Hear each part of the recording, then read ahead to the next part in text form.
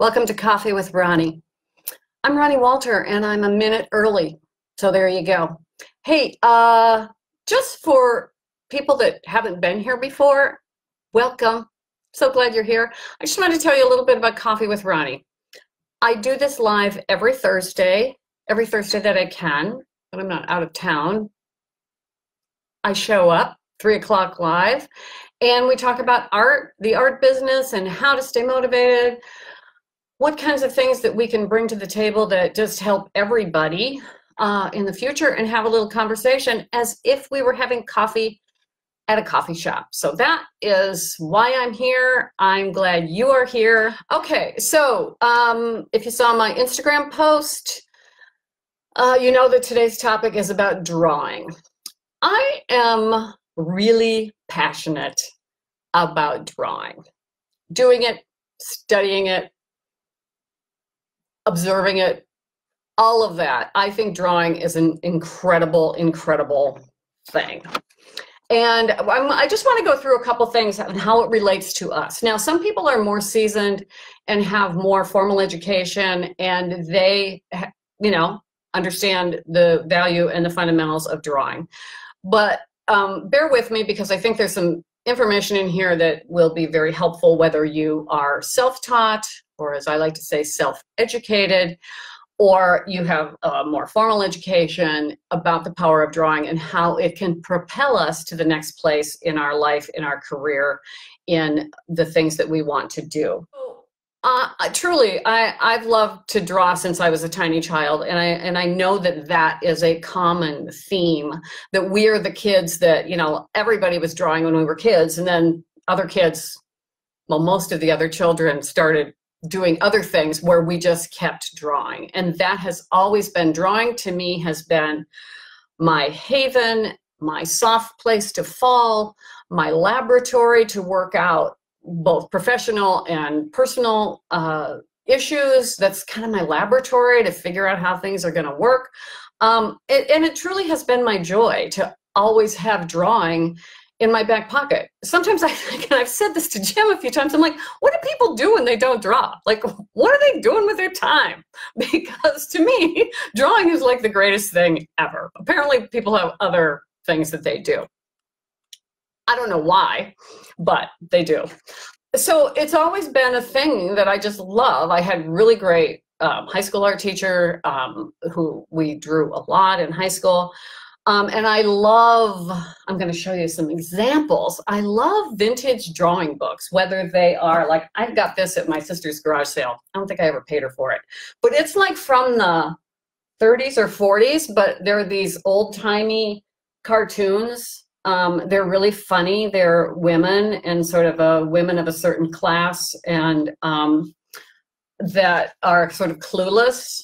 But the drawing in them, if you don't even read the words, the drawing in them is so unbelievably gorgeous. And you can learn a lot from looking at other people's work, particularly people that were trained in this sort of era of illustration and era of hand drawing.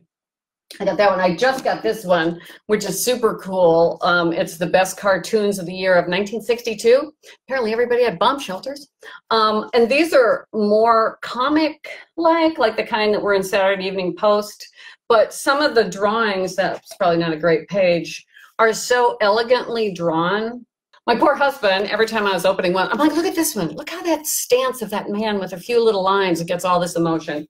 I love that. And one of my favorite books that I found, it's called Fun with a Pencil.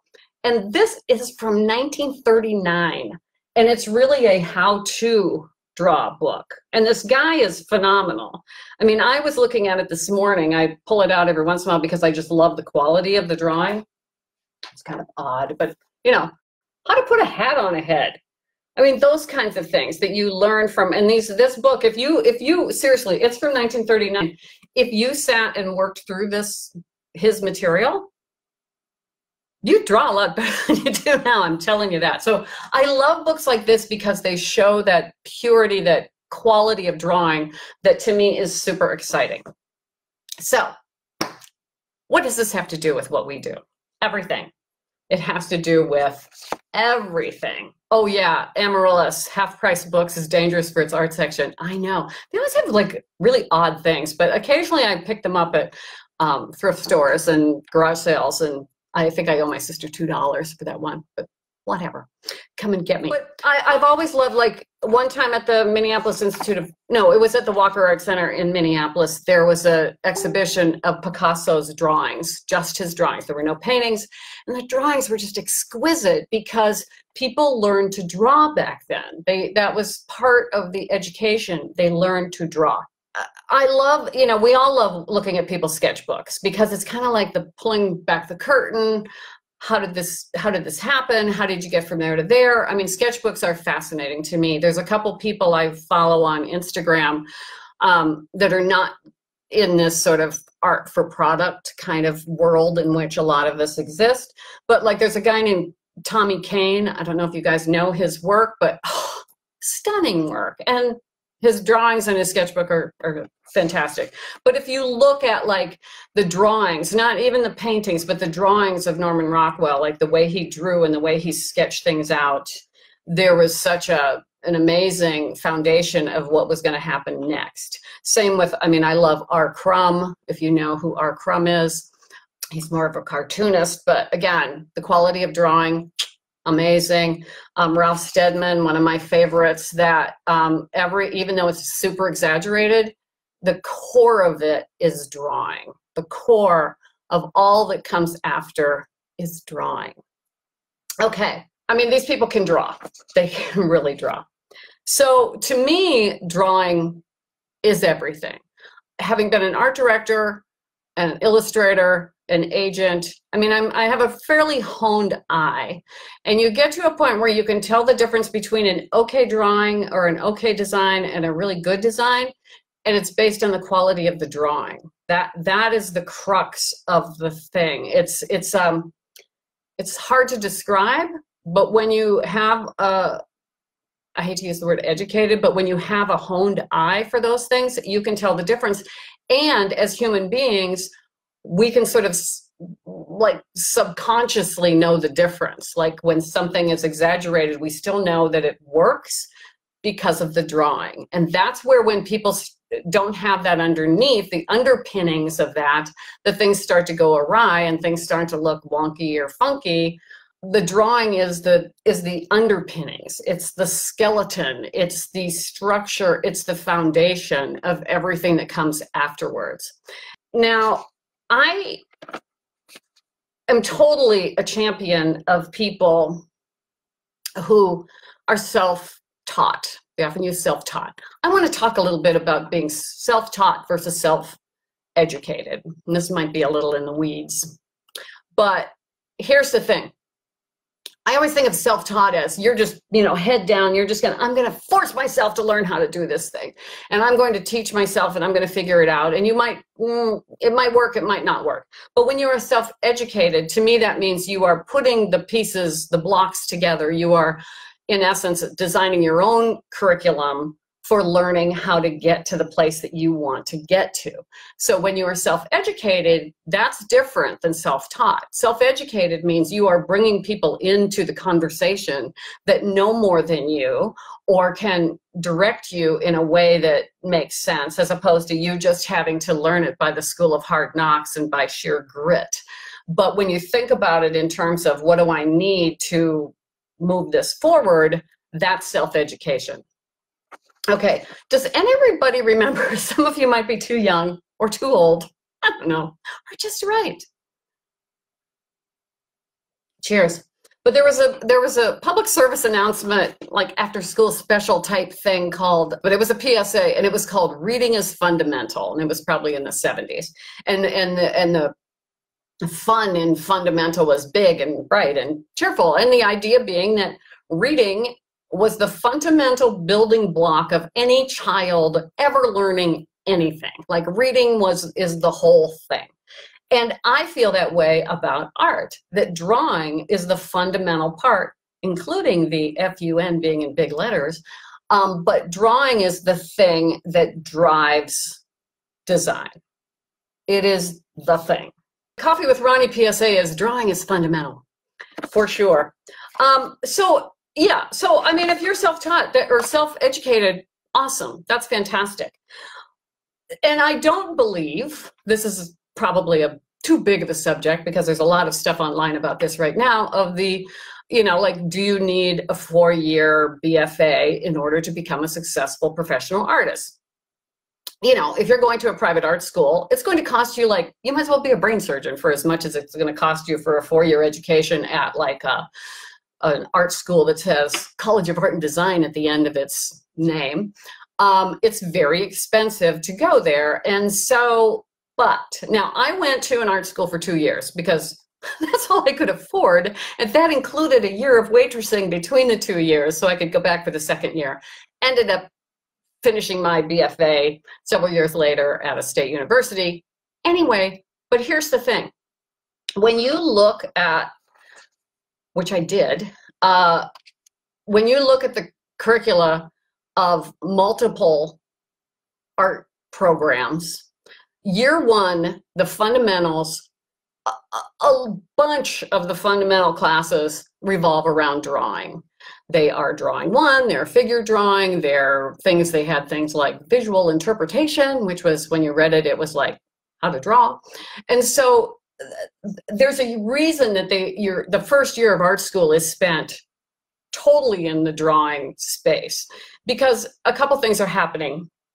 You are learning to see, you are learning proportion, scale, all of the things that happen in art, all the fundamentals of art happen in drawing. And so when you're taking drawing classes, that's what you're learning. You're learning how to interpret the ideas in your head through your eyes and through your hand with direction, with critique, with someone giving you some sort of feedback loop. That is the piece of that first year art school that is critical for any direction that you go in later. If you become a sculptor, if you become a digital, all digital artist, all of that information is really important. So that's why they spend so much time that first year of art school, first 1 or 2 years, to learn how to draw, to learn how to see, to learn proportion, to learn all of the building blocks of things that you can do other things with forever. Forever. It's so beautiful. So that's the difference. Like, you can learn how to draw with books. You could follow my 1939 guy here and you'd get better by the time you were done. You could watch YouTube videos where you watch incredible artists draw and you try to mimic them. But there is something about being in a classroom with someone who knows how to teach drawing, for one thing, and can help you see that. That is a step that is often overlooked in the sort of self-taught realm, that you're not learning, you're spending more time on sort of the technical part, you're spending more time learning Photoshop and Illustrator and being on Procreate, learning how to zhuzh it up without having that skeleton, that fundamental, that the underpinnings of what you're doing. So I remember really, like it was yesterday, being in figure drawing class in college. I went to the Columbus College of Art and Design for those 2 years. And, you're sitting at easel type things, you still use, there's a model, we're drawing, we're doing gestural drawings, or we're doing a more finished drawing. And you're drawing and you're thinking, oh, this looks great. There's a spine, there's an arm, there's a shoulder, blah, blah. And then the teacher comes over and helps you see oh, well, that seems off, or, they're giving you sort of visual cues of how to do that. And then eventually the teacher will say, move, get up. And you get up and they sit down and they grab your charcoal and correct your drawing. That's the biggest lesson you could possibly get, because then you instantly see where you went wrong. You instantly see the places where you're like, oh Yeah. So, I mean, maybe in an online class, there's a little bit of that, but not in that intensive way that you can just really, really progress yourself. You're only progressing as much as you put into it, as opposed to a structure where they're going to teach you how to do that. So that to me was less like mind blowing that, that a teacher could just sit down and do that for you. I love primitive, naive, childlike drawing styles. Some people draw badly, but it's charming. Others just draw bad, if that makes sense. Yes, and you know, here's the thing. I like naive drawing, but you know, if you look at some artists that have a style like that, they may have had very, they may have studied drawing, but it's only through studying drawing that you can sort of manipulate something or make it into a caricature. But like when you look at some of these books that I'm showing you, when you look at old illustrations, particularly in the comics side of things, because they were really beautifully illustrated, you can see how they can do that. If I should have marked the one page, I'll try to do that and put it in the comments, of this one little drawing of this guy that's like 6 lines that it's super simple, but there's so much emotion in this one little drawing. BJ, critique was my favorite part of drawing classes. I pretty much wanted to hide under the desk during critiques, but you know, yeah, Picasso. I mean, they always say about you need to learn the rules to break the rules. I think maybe even Picasso said that, but it is super true. I see this every once in a while in both my coaching practice and just observing life, is that a lot of people appear to be skipping this step, that they have a natural ability to you know, be fairly proficient doing a popular style, let's say. And so it's sort of, you know, it's kind of in the realm of what's popular and it's cute and it's okay, it's fine. They might be finding a little bit of success with that. Cool, that's awesome. I'm all for people making money with their work. But what happens when they either run into the fact that these looks are changing and they're no longer proficient in being able to catch up with that change if they so choose, nor do they have the ability to step back and go deeper into their well because they don't have a well, because there is no depth to what they do. There's just this surface of, I do this certain thing and I do it pretty good. I see it in kind of lettering artists that, you know, they kind of do a certain style and that's what they got. That's what they got, because there's no depth of their experience. There's no depth of the understanding of lettering as an art form. You see it in, certainly in the surface pattern design side of things. And this is not a critique of any of this. It just is. It is my observation that, you know, you get to a certain level and then you can't grow because you don't have anything to grow from. You haven't planted the seeds of understanding, of ability. You don't have a well to draw from. So, I'm super sorry about that. But so they jump from, I want to be an illustrator and I kind of can draw and I've always liked this, so I'm going to be an illustrator, and they plant their feet and they learn, you know, like I said, like they learn the Adobe suites and they learn all the digital part of it and they learn how to put on products or whatever that is. But that's as far as they can go, and then they sort of take these drawings that are okay and zhuzh them up in those programs and put them out there. Like I said, that might work for a while. But when you're skipping over the basics of the education, I think you're doing yourself a disservice, because you might be an incredible artist with a little more on that fundamental side. Even people that are, that do have an education in art in a formal kind of way, but haven't done it for a while and have gotten a little lazy on that side.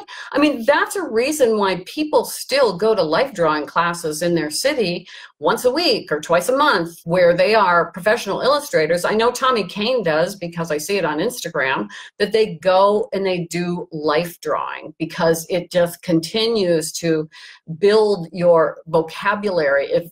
It builds your chops, your your hand, all of it comes because you are continuing to draw and learn and fill that well, so that you have something to go on later.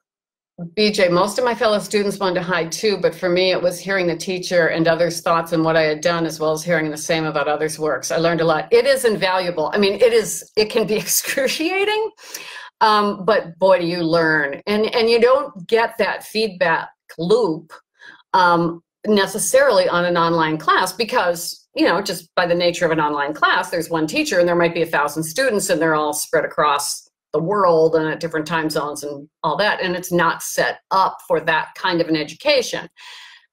Not to say, I mean, it's great. There's some fantastic classes that people should take, but if you really want to get that shorthand and to really learn it, you have to like learn it. And that includes that feedback loop and somebody putting, and I remember, I think in one of my early illustration classes, they would put like a tissue over your work and draw on top of that. So you could, and then you just be like, ugh, now I see it. But without someone else helping you do that, and I have done that for a couple of artists where I'm like, send me that, and let me just, you know, with a layer on Photoshop, draw on top of that to show you where things are really out of whack.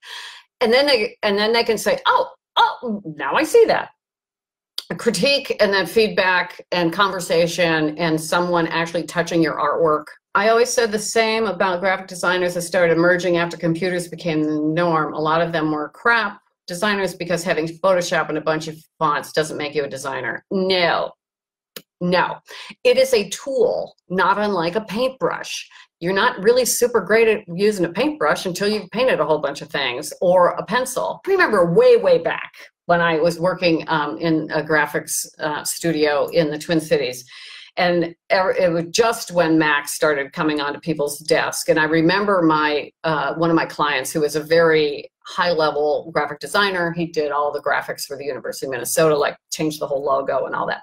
He said, it's the same as like, you want a bookcase, so you build your own bookcase, and you're like, yeah, I don't really care if it's straight or square or whatever, but I made it. And that's the same with how what we used to call desktop publishing was, and it still is. It's like, just because you are proficient in these, like, doesn't make it a design, and doesn't make it, you can't make a good drawing just because you zhuzhed it up in Photoshop or Procreate. It's still not a good drawing. Oh, Amaryllis, go to a Society of Illustrators sketch night in New York City. Oh, yeah. But, you know, people are doing that in every city. I mean, there are urban sketch groups. There are people that hire a model and everybody comes on a Tuesday night. I know they do it near me. It's just too far away to make it easy to do. So what does this mean? It's not just the Ronnie's version of get off my lawn, go learn to draw. But it is, I really want you to understand that if you are lacking that skill, and here's how you know you're lacking that skill. When you get to a point, whatever point on the map you're at, whether you are pre-revenue, you got a couple of deals under your belt, but you're finding that you have ideas that you can't express because it's outside your skill set. But say you want to do something that is like, I really want to do that, but I don't know how to draw that thing. So now I'm going to go and find other people that do that thing, and I'll just mimic what they do because I can mimic really well. Sure.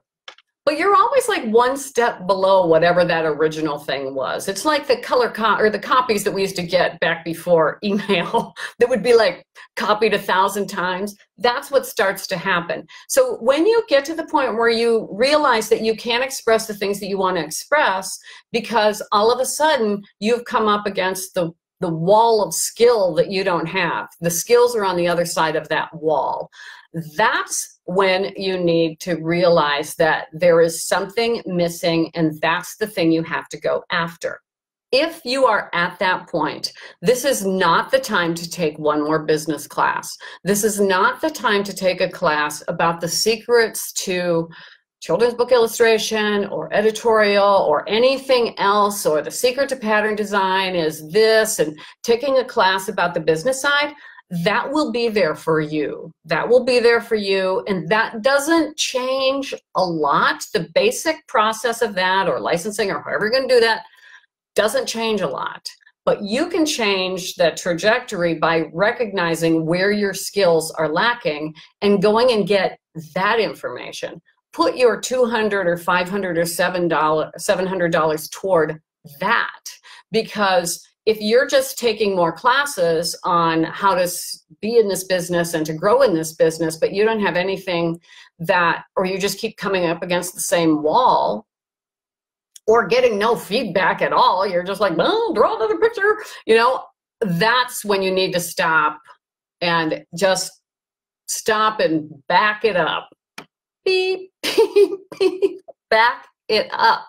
And that's where you need to take drawing classes. You need to identify where that is. And it's probably sitting right in a drawing class is where you need to go, because that's where it's going to happen for you. That's where you can take all this interest and all this enthusiasm for the business and all of that and just say, that will be there when I'm ready. But I know in my heart of hearts, and if you're feeling a lot of that, I'm not good enough, maybe you're not good enough. Maybe your drawing is where you really need to go and do.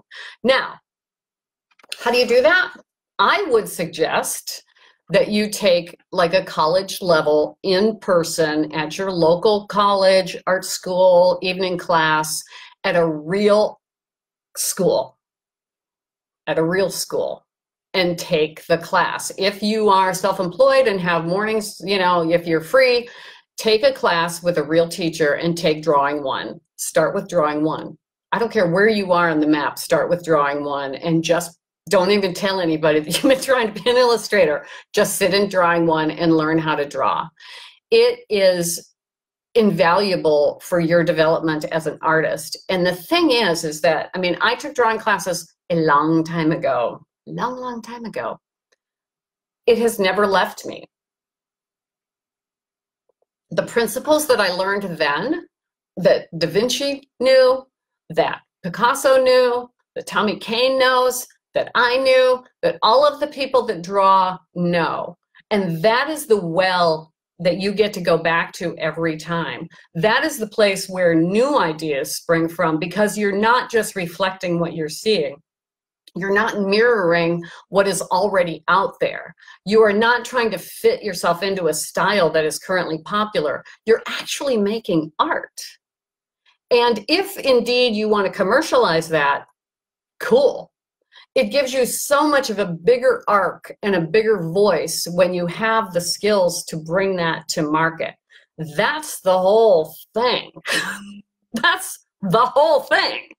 So that is my advice to you. If you are in that situation where you feel like I can't get my ideas out, go backwards. Go backwards. Go back to the basics. Go back to drawing. Go back to using your hand again, and to really, and not, you know, just start drawing. I mean, there is a reason people still, like I said, still go to drawing classes. There's a reason you see people in New York City sitting on park benches drawing other people in coffee shops. It's keeping that muscle memory alive, and the idea that someone else better than you or better than me can teach you and launch you faster through that. But that is my advice. If you feel like you're there, back it up and go get some help. And here's the other thing. Drawing is fundamental. And it's super fun to do. When you know it and you're not struggling constantly, you can go anywhere with it. You can take it anywhere. So that is my whole thing about drawing. And I just hope that you find that you love it as much as we love doing it. And as much as, I mean, seriously, it will change you. Having a good fundamental understanding, like I said, it's the base of everything. It's like if you build a house and you forgot to put the foundation on it, you'd be like, yeah, this house will stand for a while. It'll stand for a while. And then it won't. It won't. But if you went in there and put that foundation back in, you got a house again. So sometimes we're sort of living on the surface of this business and living on the what's popular. And I know I talked about the observations I made from Atlanta last week. So if you're only ticking those off your list, when do we ever get anything new? When do we ever get a new idea and something cool where we haven't thought of that before? That's our job. That's our job, not just to reflect and mimic. And as you know, 2020 is the year of journaling. So today's journal prompt for you is, what do you need? What do you need? What do you need? You can write it on the top of your paper. What do I need? Maybe it's something emotional. Maybe it's something physical. Maybe it's something professional. But what do you need? And just write. Write it all out. What do you need? Oh, Norma, you are a clever, clever girl. Drawing is also fundamental. Yes, totally. It's fun and mental. It's the greatest thing ever. You scared me, but I still love you. Thank you, Jen. Thank you very much. Okay, so I'm happy to, of course, chat, answer any comments, questions that you have, but I also wanted to, if you weren't here in the very beginning, to let you know that A Cup of Clarity is open and available to you, and I would love to help you through at whatever point on the map that you are, we will help you gain clarity around that. So that is my whole gig on that. So thank you. Thank you so much, you guys. It's been a joy to see you here. Thank you. You guys are adorable. I am so happy that you are here, are present, are caffeinated, and we will see you next week. So take care and all the best, darlings. Bye.